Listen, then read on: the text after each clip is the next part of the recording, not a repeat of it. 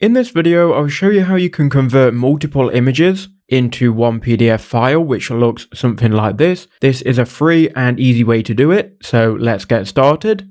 So first, head over to Google and just type in small PDF. You can then go to smallpdf.com. From here, we can upload all of our images and convert them into one PDF. So go ahead and hover over Tools, then go to JPEG to PDF.